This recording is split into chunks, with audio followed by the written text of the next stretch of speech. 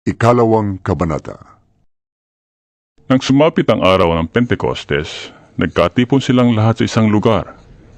Walang ano-ano'y may ingay na nagmula sa langit, na tulad ng ugong ng malakas na hangin, at napuno nito ang bahay na kinaroroonan nila. May nakita silang parang mga dilang apoy na dumapo sa bawat isa sa kanila, at silang lahat ay napuspos ng Espiritu Santo at nagsimulang magsalita sa iba't ibang wika, ayon sa pinagkaloob sa kanila ng Espiritu. May mga debotong Hudyo noon sa Jerusalem na nagmula sa bawat bansa sa buong mundo. Nang marinig nila ang ugong, nagdatingan ng maraming tao. Namangha sila sapagkat nagsasalita ang mga alagad sa wika ng mga nakikinig. Sa pagkabagha at pagtataka ay kanilang nasabi, Hindi ba taga-Galilea silang lahat? Bakit sila nakakapagsalita ng ating wika? Tayo yung mga taga-Parthia, Media, Elam, Mesopotamia, Judea at Cappadocia, Ponto at Asia. Meron pa sa ating taga-Phrygia at Pamphylia, Ehipto at sa mga lupain ng Libya na malapit sa bayan ni Cyrene, at mga nagmula sa Roma, mga Hudyo at mga hintil na naakit sa pananampalatayang Hudyo. May mga taga-Creta at Arabia rin. Paano sila nakakapagsalita sa ating mga wika tungkol sa mga kahangahangang gawa ng Diyos? hindi nila lubos ang maunawaan ang nangyari, kaya't nagtatanungan sila. Ano ang ibig sabihin nito? Ngunit may ilang nagsabi ng pakutya. Mga lasing lang yan!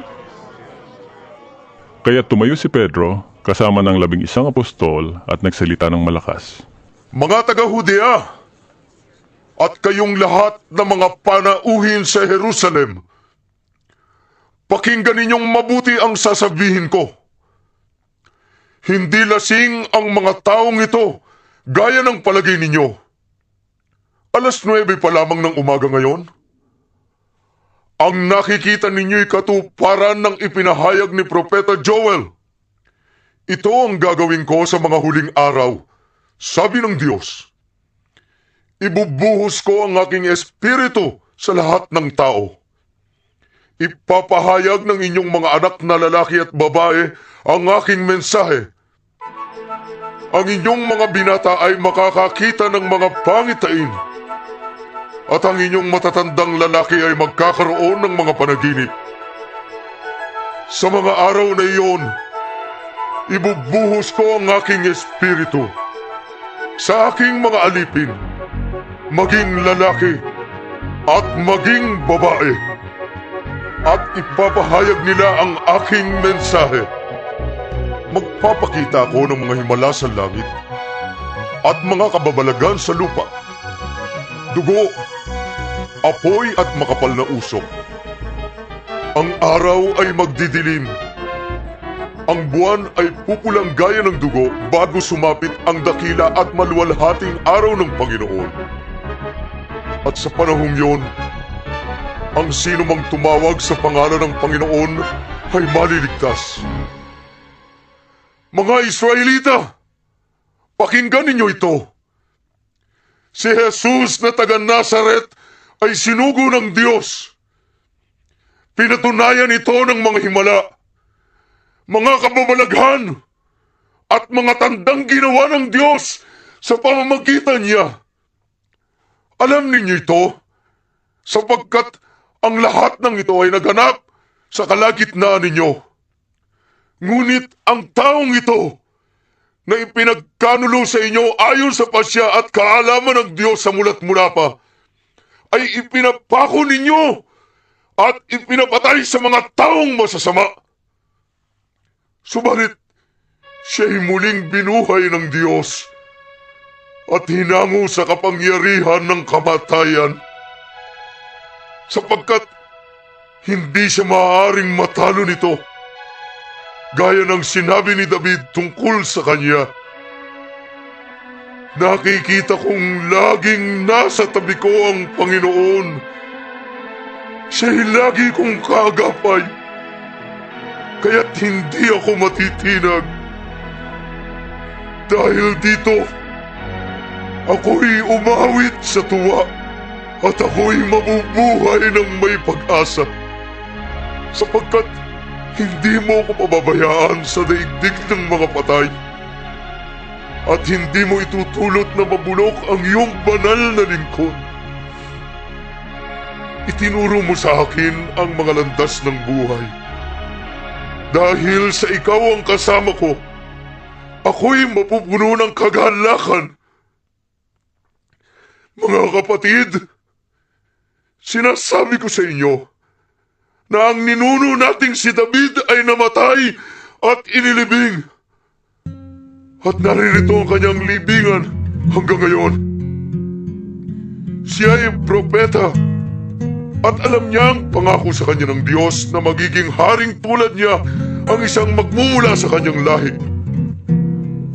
Kaya't ang muling pagkabuhay ng Kristo ang nakita at ipinahayag ni David ng kanyang sabing, hindi siya pinabayaan sa daigdig ng mga patay at hindi tinulot na mabulok ang kanyang katawan. Si Jesus ay muling binuhay ng Diyos at saksi kaming lahat sa pangyayaring iyon.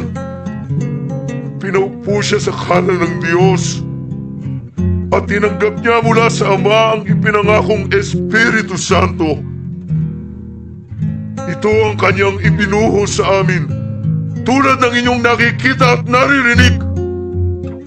Hindi si David ang umakyat sa langit, kundi sinabi lamang niya, sinabi ng Panginoon sa aking Panginoon, maupo ka sa aking kanan, hanggang sa lubusan kong pasukuin sa iyo ang iyong mga kaaway.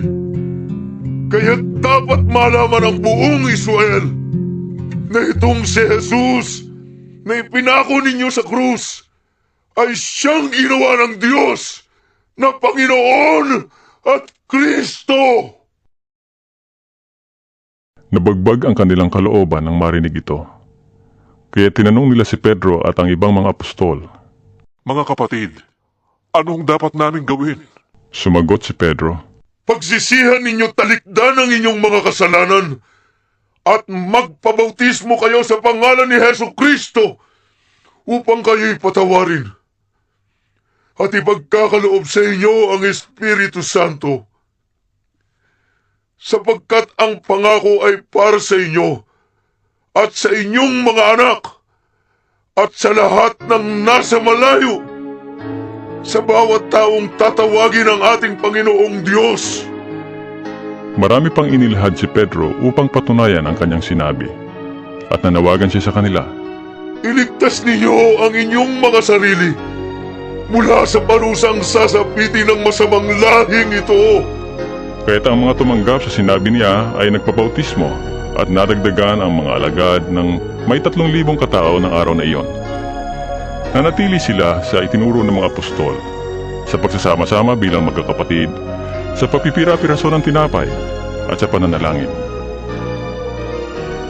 Dahil sa maraming himala at kababalaghang nagagawa sa pamamagitan ng mga apostol, naghari sa lahat ang takot. Nagsasama-sama ang lahat ng sumasampalataya at ang kanilang mga ari-arian ay para sa kanilang lahat. Ipinagbibili nila ang kanilang mga ari-arian at ang napagbilhan ay ipinamamahagi sa bawat isa ayon sa kanyang pangangailangan. Araw-araw, sila'y nagkakatipon sa templo, nagsasalo-salo sa kanilang mga tahanan at kumakaing masaya at may malinis na kalooban. Nagpupuri sila sa Diyos at kinalulugdan ng lahat ng tao. Bawat araw ay dinaragdag sa kanila ng Panginoon ang mga iniligtas niya.